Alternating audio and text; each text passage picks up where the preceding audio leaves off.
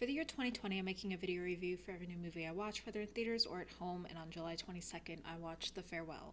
Welcome to my year in movies. This is Talking to Myself. So, in my review for The Royal Tenenbaums, I said that nothing brings the family together quite like a grim and sudden cancer diagnosis that is also fake.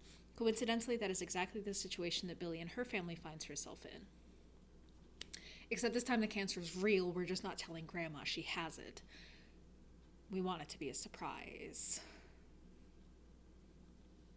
Surprise, Grandma, it's cancer. The Farewell is a 2019 comedy drama written and directed by Lulu Wang.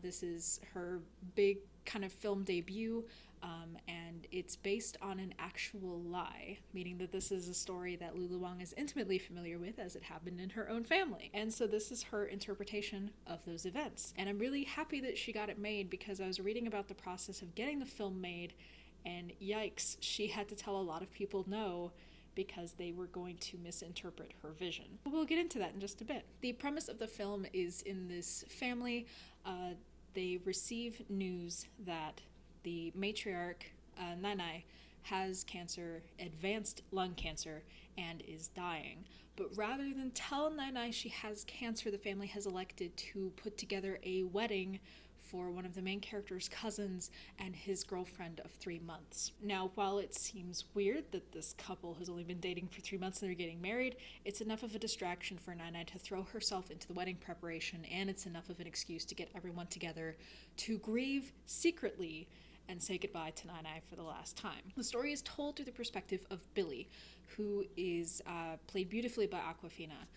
But Billy has been raised in the United States for most of her life. She left China when she was 6, and now she's in her early 30s.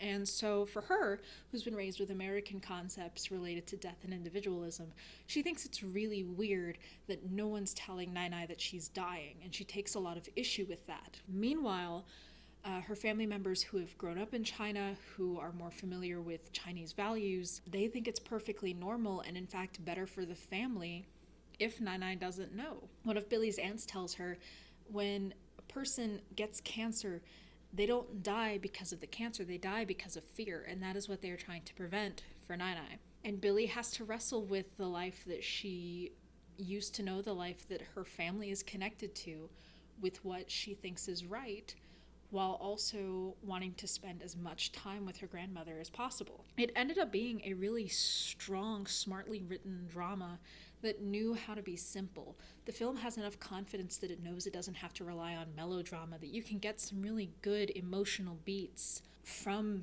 really simple premises. And it's not often that you have a movie about philosophical debates like this where both sides are presented with equal validity.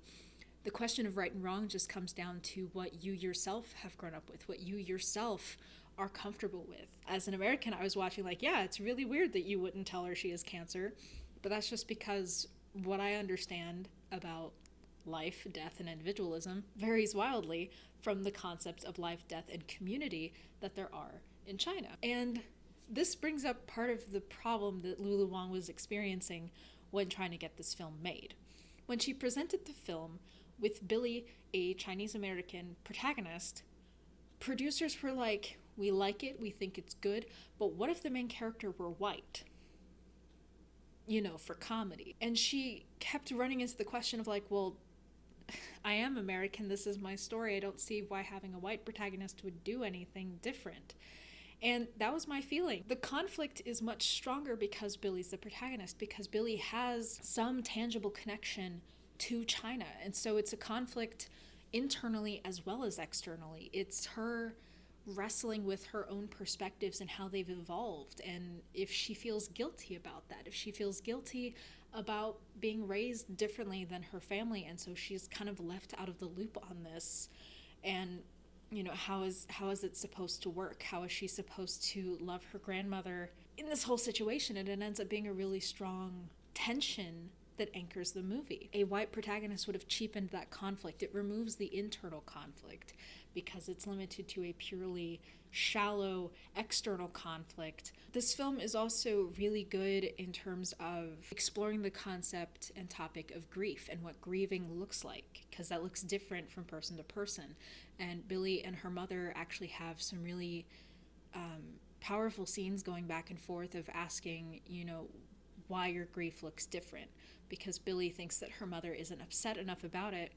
And her mother kind of asks, just because I don't grieve the way you do, I don't grieve the way everyone else does, that doesn't mean I'm not upset about what's happening. And it's an interesting topic to explore in the context of a country where paying actors to come and cry publicly at a funeral is an actual practice. And I think that's actually still a really relevant topic to explore, because we have this problem, I think, with performative emoting, where we don't have to emote externally. We just have to emote long enough for the people on the other side of our cameras to understand how we feel. And so while that's more of a different take on the topic, I still took away some really interesting things. But ultimately, seeing it through a different lens was so beautiful. It was such a neat thing to see and to understand and learn about. I really enjoy quieter dramas like this because they tend to stick with me more, and there are lots of little quiet dramas going on in the film. There's the guilt that Billy's father and her uncle feel about leaving China to raise their children, Billy's dad leaving for America and Billy's uncle leaving for Japan, and kind of the conflict that arises from there, both with her uncle and her father having kind of an East versus West cultural difference now, but also with the difference of how their children are raised and how people kind of perceive that. It's all acted beautifully. It bridges the gap of almost being a foreign language film, because so much of the dialogue is in Chinese. And that was something that Awkwafina, who plays Billy, was kind of nervous about when she auditioned for the part, because she's like, my Chinese sucks, I'm a comedian, I don't do drama. But her fears, I think, were channeled into the part. And so the performance is absolutely fantastic, especially for kind of her first dramatic role. I think her turn, I think it was acknowledged by the Independent Spirit Awards. I think it kind of got overlooked in the bigger circuits because her transition from comedy to drama was not as dramatic as Adam Sandler's, and so we talked about that one instead. But her performance is really good, and it was such a seamless transition. I totally forgot that she was a comedian in real life, and she conveys such vulnerability and fear in her expressions, and it's such a quiet, understated performance, but it's very authentic. I identified with her very much, and she's a very compelling character, and she and Zhao Shuzhen, who plays Nai Nai, they do a beautiful job of creating this connection between Billy and Nai Nai that we as an audience instantly buy into.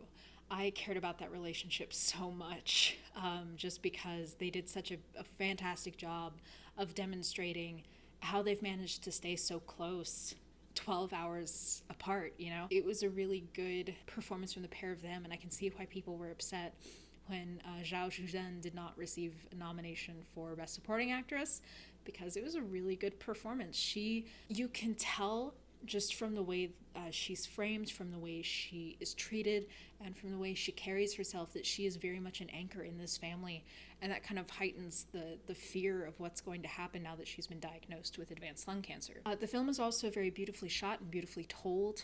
The story and the framing are very well done, and this is something that I like personally. I don't know how much of it was intentional, but the color palettes for the film are really good. It's got kind of this cool, very indie kind of color palette, the one that's very cool and kind of washed out, but it makes the scenes where there's warmth and brightness in the frame so much more impactful, because it stands in such contrast to those more muted scenes. Now that we're on kind of the color palettes and stuff, there is a reason I wore the same dress in this review as in the Royal Tenenbaums review. I actually think this would make a really cool double feature with the Royal Tenenbaums.